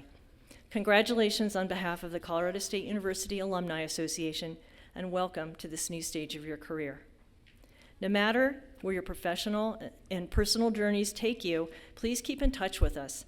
Attend alumni receptions at national meetings. They're always awesome. Dr. Lappin is usually there. And come back to Fort Collins to see how our college and campus grow. Your feedback about how your education has prepared you for your new life and your connections as a mentor to our students following in your footsteps will be an invaluable gift to us. Okay, this is my closing remarks, in case you can't tell this is the transition. So we're getting close. This spring, our veterinary college was ranked #1 in research funding by Blue Ridge Institute. We retained our 20-year status as the top 3 ranking veterinary colleges in the U.S. News and World Report.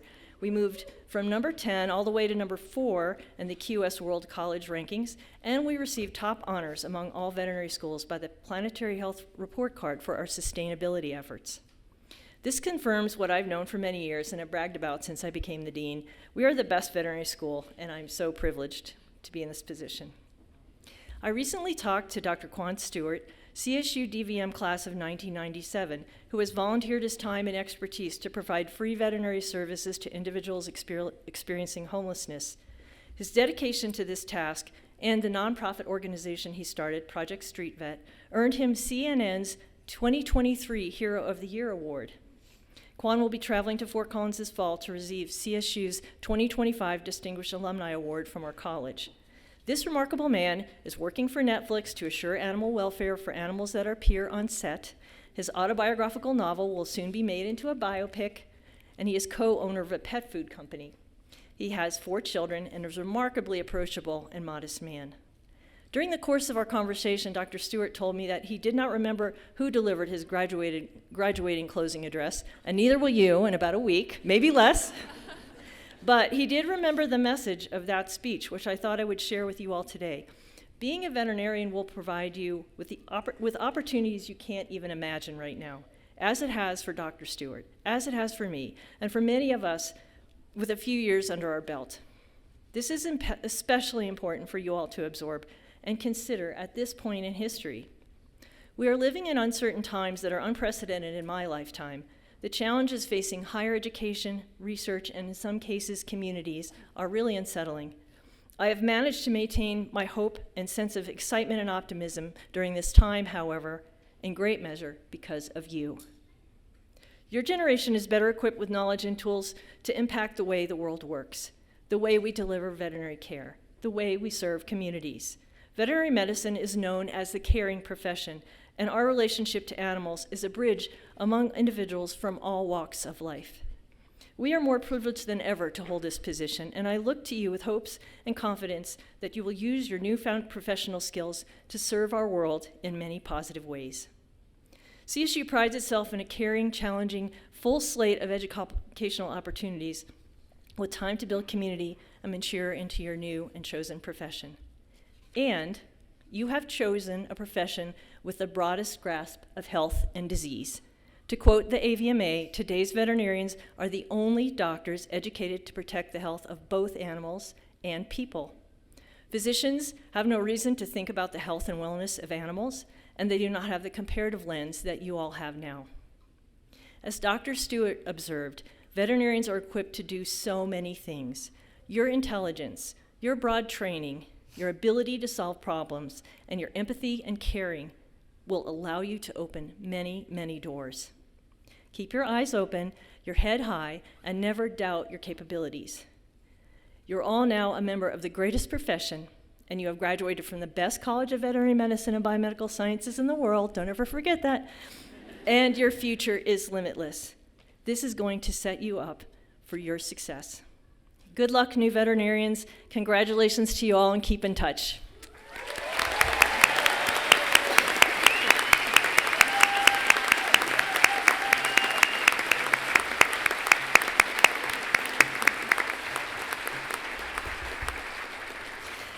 Thank you all for being part of this wonderful event. I look forward to introducing your class for an official conferral of degree at the all-university graduation tomorrow. I hope you're all going to be there because I'm going to recognize you for 1 minute. I'm going to say something witty, apparently. And I'll look for those of you who are in attendance to cheer loudly when I do.